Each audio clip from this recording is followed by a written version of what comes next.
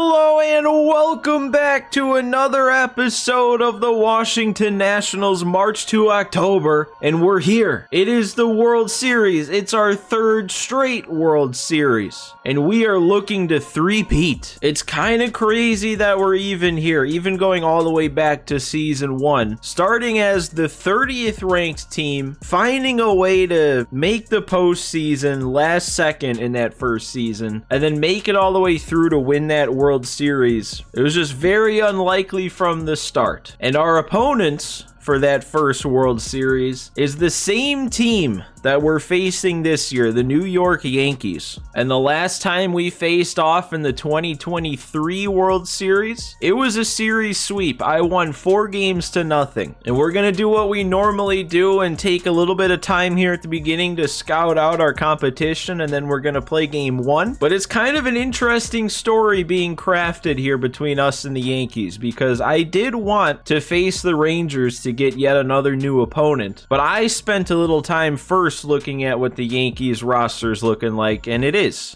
an interesting story being woven for them to get back to this spot and face us again. So I don't remember what they did in year 2. I don't remember if they lost in the playoffs, if they didn't make the playoffs at all maybe, but they got back this year and they won the AL East with a 96-66 record. They're the 5th overall ranked team, and they finished with the 3rd best record in the AL behind the Rangers and the Astros. Which, side note, I didn't even realize this until now, but it's kind of weird how they ordered these two, because the Astros were the ones who actually won the division. But here's now to me where things get interesting. So obviously they faced us in year 1. We won. We swept them off the face of the earth, and then they couldn't come back in year 2. But here in year 3 of this March to October, it's a very new look Yankees team.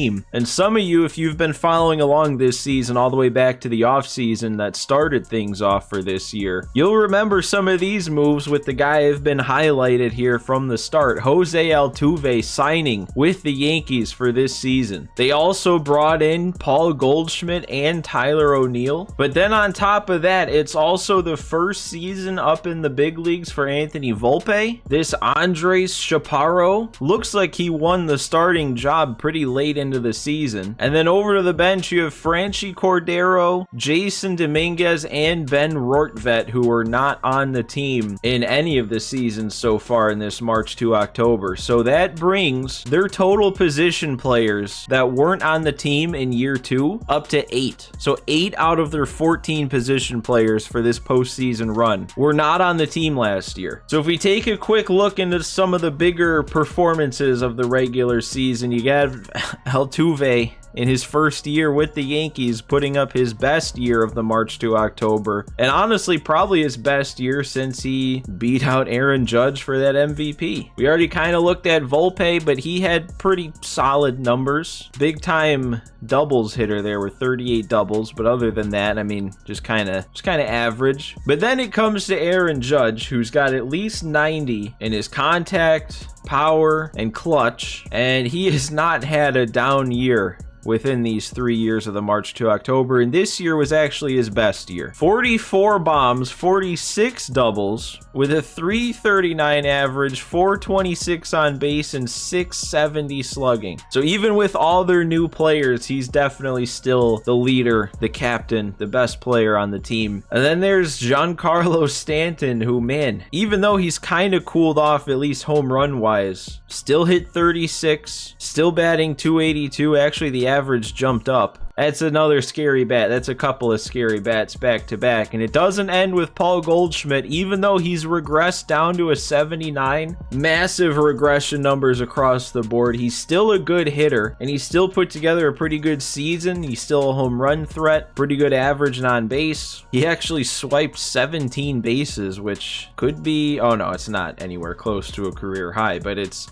the most he's had since 2017. Tyler O'Neill put together a pretty solid offensive season also in his first year here, and it's that speed that's also a factor for him. He's going to be good in the outfield. After that, though, these bottom 3 hitters of the order aren't the biggest factors when it comes to their offensive production. But I mean, you got a guy here with 17 bombs, 25 doubles. This Chaparro guy, 474 slugging in his 20 games. He's definitely a threat to go deep out of nowhere. And then Jose Trevino, not, you know, great numbers, but still could do some damage if we don't pitch him carefully. This is a scary Yankee lineup that still has Anthony Rizzo with 84-78 power on the bench. But if we go over to their pitching, it's very interesting how it's considered, what was it, like the 6th best ranked pitching in the league? I mean, the starters are good. You got, well, it looks like Nestor's starting game 1, but you got him, Carlos Rodon, Garrett Cole, and Montgomery all over an 80. And then even Davy Garcia at a 79, pretty high rated. And before we get to the bullpen, let's talk about these guys, see what kind of numbers they put up. Nestor, 370 or 387 ERA. So it's not like he had an amazing year or anything, but he still went 19-9, so he's doing something to help him win games. Then we got Carlos Rodon up to a 92 overall. He had an even 3 ERA with 236 innings pitched. Garrett Cole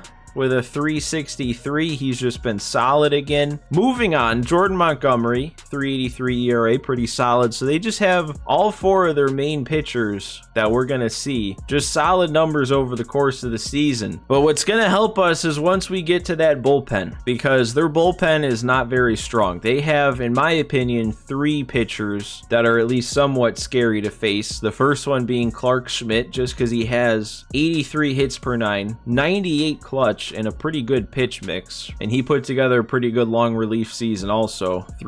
311 ERA in 121 innings. And then you have Ron Marinaccio, because he has a 99 hits per 9. It's always scary to deal with, even if he doesn't have the craziest pitch mix. And then their closer now is Michael King, and he's, I just know from experience, tough to face. Put up 47 saves, a 282 ERA. But other than that, I don't really have any worry about facing this bullpen, and they are all righties. Every single one of them out there is a right-handed pitcher. So if we get to that bullpen, we know we're going to be facing righties the rest of the way. But it is now time to get the World Series started. And here we go. It's Cade Cavalli on the mound, once again having a gem of a performance. But we started out on the road. Yankees have home field advantage with the better record. They do have a runner on first. 1 out. Cavalli's got plenty of energy, so he's ready to stick in this game. He's taking a lead off first, so we may as well try this before we pause the game and see where our run has come from. But let's take a look here. It's a Juan Soto solo shot. All right, he might be coming alive here. I didn't do it with him, but his first home run of the postseason. He's been dead silent so far in this playoff run. So if he's going to start getting going, we're going to be rolling here. Sheets has an error. Soto's also been caught stealing. And then, yeah, Cavalli with just an amazing line there. So far in this game, their only 2 hits have come from Stanton and Goldschmidt. Looks like they're both base hits. And Nestor's actually throwing a pretty good game against me. No walks, only the 2 hits. It's just one of them happened to be that solo shot. But now it's all up to me to keep things rolling for us here. It's all up to Cavalli.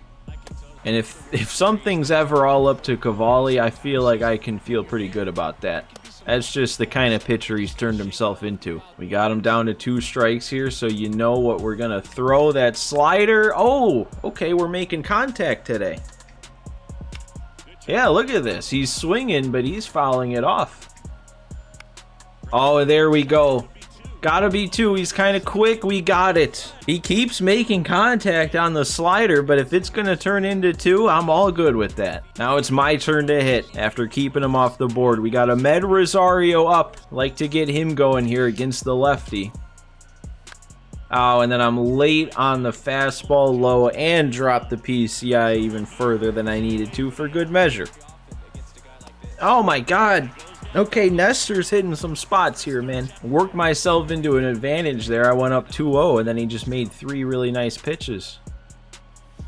No way, was I too early? I saw a fastball and geared up for it, and it's only 91 out of his hand. All right, well, the starter duel stays alive here, and now we got to face 3, 4, 5. There we go, though. We got Judge down to 2 strikes. Let's see if we can get him on this slider.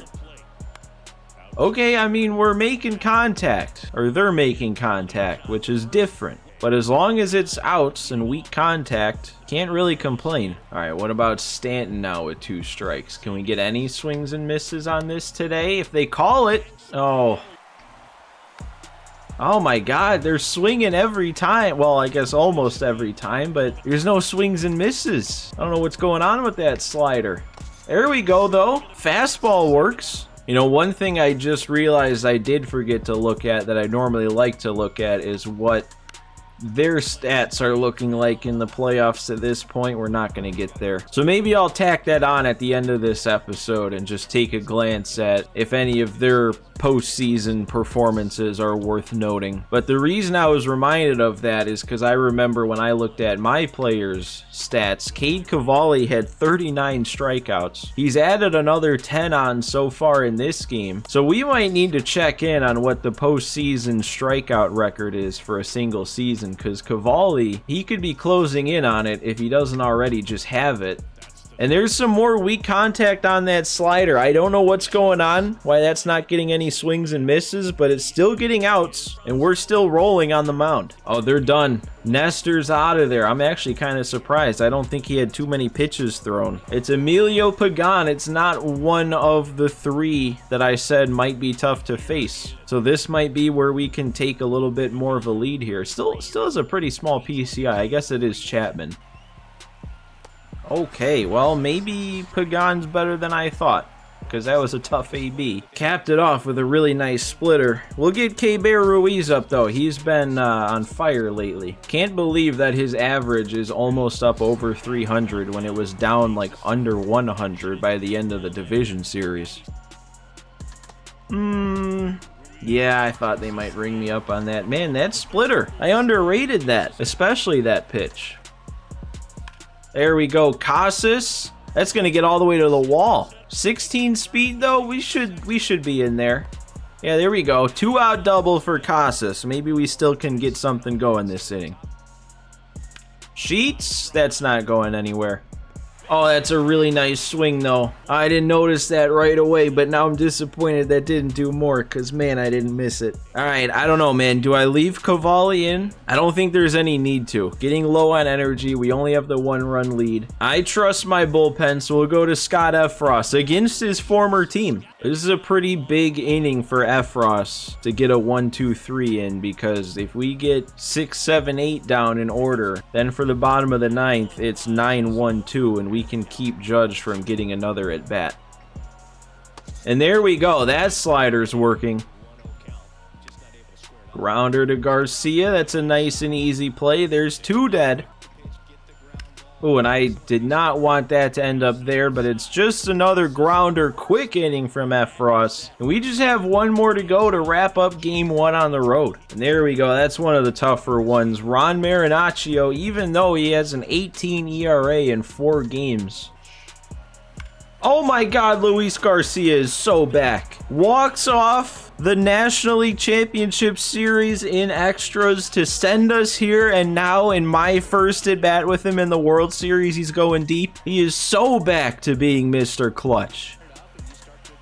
Oh my God, then I'm looking at strike 3 with Hap. He threw nothing but fastballs. Why am I striking out to that? All right. Ahmed Rosario coming up. We know there's not going to be any lefties coming into the game, so I don't see any reason not to make this move. We'll bring in CJ Abrams to hit. Oh man, and I'm not doing anything with Abrams either, chasing that slider below the zone. Maybe Luis Garcia is just that good, and Marinaccio is going to be tough. And Soto, yeah, that one's just hit right into the shift. At least we got 1 run of insurance, and it's all on Sir Anthony Dominguez to pick up another save. So here we go. Sir Anthony Dominguez, 4 for 4 in 4 total innings, 8 strikeouts. He's been absolutely electric out of the pen, and I think it's probably smart, even though we just brought him in, we'll get Kiermaier out there in center. Just buff up our defense a little bit to get these last 3 outs.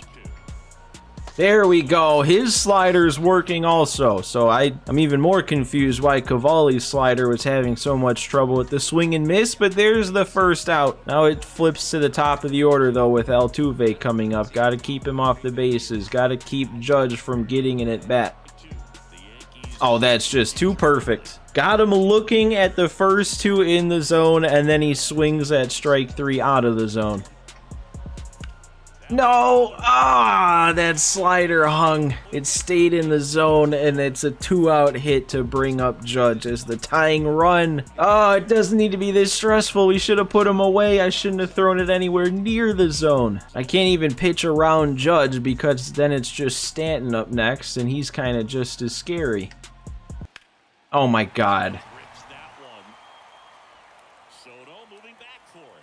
Oh my God. There's no way that actually happened. We had Anthony Volpe down 0-2. I was saying it for the last 2 innings that we had a chance to not let Judge have another at bat. And of course, since we did, he's got to take me deep. Unbelievable. All right, we're going to put away Stanton. So at least we get to go to extras after that. But dang, man, deflating. I mean, what a moment, though. Like, if you take a step back and look at it that way, the star player getting his chance with 2 outs and actually coming through to keep the game alive. Meneses, there we go. That's going to get down the line. That should be a double. Only 29 speed.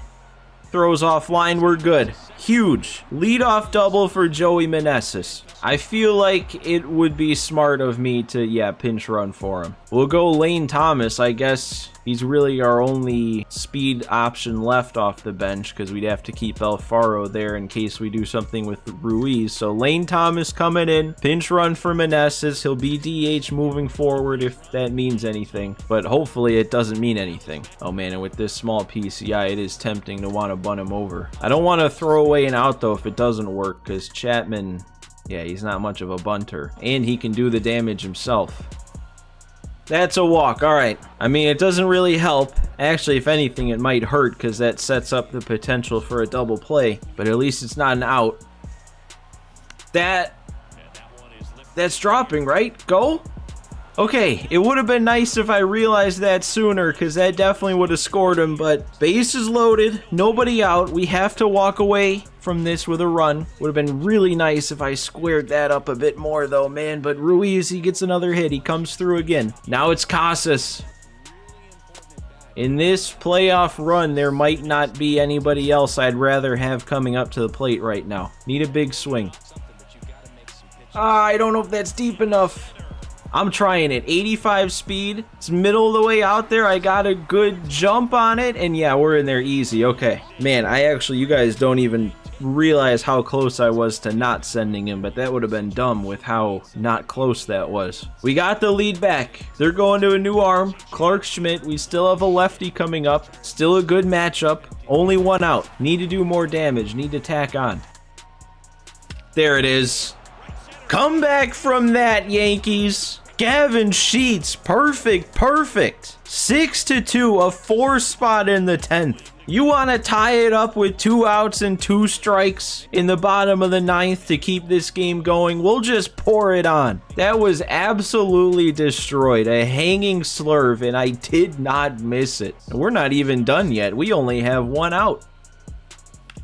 Oh, but I'm just hitting it on the ground. Left that 2-0 sinker right there for me, and I'm on top of it. Ian Happ needs something, man. It's kind of gone under the radar how much he's been struggling in this playoff run. Well, there we go. Right on cue. Another hanging breaking pitch, and Happ is going deep. That's a 5-run 10th. We got to go to another new arm here. Oh my god, I actually thought I was going to do something with that again, but I was under it. 5 runs is going to have to be enough. I don't know, guys. With this big of a lead, it's going to be Adam Simber to come in. Had a nice 10 games, 10 appearances in the regular season, but this is his first time out here in the playoffs, and all he's got to do is get 3 outs before allowing 5 runs. Okay, or like, can we throw strikes, man? Can we hit the zone? Kind of want to be aggressive on the mound. We don't need to be pitching around anybody. How? How is that an inaccurate pitch? Are you kidding me? Simber, like the most accurate pitcher on the team, and he's surrendering a 4-pitch walk. Why is this happening? Why is 97% bad? All right, hopefully we've got the command working now. There's a punch out. Everybody's slider is working except for Cade Cavalli. There we go. Couldn't hold up on that slider, though. Just need one more out, and we can wrap up Game 1 here of the World Series. I didn't even realize that Sheets isn't holding him on at first base. How crazy is that? That this is an extra inning, and we're at the point where we're not holding the runner on. Fastball up, gets the punch out, and there we go. What a win. Final score makes it look like we dominated them, but it was anything but. Not a fan of Sir Anthony Dominguez blowing a save like that. He's been rock solid here in this playoff run, and then he goes out and does that. I do like the way that the offense bounced back, though, and responded to that, because, I mean, if that 10th inning didn't exist and we just wrapped it up, got either Volpe or Judge out and won 2-0, I'd be sitting here saying that we didn't have a very good day at the plate, so we got to turn that around going forward. But it actually kind of turned out that we did have a pretty good day at the plate. So we took Game 1, we cancel out their home field advantage by snagging one on the road. Everyone gets a free taco now. Or no, that's in basketball. We need to steal a base for a free taco. But now it's all about what our Game 2 situation is going to look like. What position are they going to drop me into? Oh, okay. Well, I guess that's what I get for putting up 5 runs in the 10th inning. Now I got to come back down 3-0. That's going to be it for the gameplay today. We're going to save games 2 and 3 for the next episode, but I did mention that I wanted to check on the Yankees postseason stats up to this point. See who's putting up numbers for them. Oh, it's Paul Goldschmidt with 18 hits and 5 bombs. He's their star player, and then Judge. But after that, it looks somewhat inconsistent. Well, I mean, 294 from Stanton. That's obviously not bad. I mean, yeah, I guess he's having a good postseason too. It's just compared to these two, it's not as crazy. But then after Stanton, that's where the consistency drops off. It's kind of looking like one of our typical postseason stat lines. A couple guys just consistently carrying throughout, and then just a lot of low averages, but a couple homers here and there. You got to imagine these are pretty clutch. Pitching wise, it looks like Garrett Cole has had some good outings in the playoffs. Wow, and Nestor. He had a good game. I think he gave up 1 run in like 7 innings, and he still has a 6.88 ERA. Their other 2 main starters, kind of like the regular season, just put up some solid numbers so far. Garcia, Brito, and Luis Gil out of the bullpen. None of them doing really great. And then their actual bullpen, wow, you got Emilio Pagan. He shut me down for an inning, and he shut everybody down. Michael King, 3 scoreless, 3 saves, but the rest of it, they've kind of been hit around. And we took advantage of that. Homers off of Marinaccio and Clark Schmidt. That's 2 of the 3 tough arms that I thought we were going to have to face, and I took them both deep. So guys, make sure if you enjoyed Game 1 here today, you do me a favor and hit that like button. And if you're somehow this deep into the series, or if you're brand new, maybe this is your first time watching the March to October, either way, feel free to go ahead and click that subscribe button so you don't miss the rest of this run and more seasons moving forward. This is definitely not going to be it. But guys, thanks for watching this one today. Thanks for stopping by, and I will see you next time.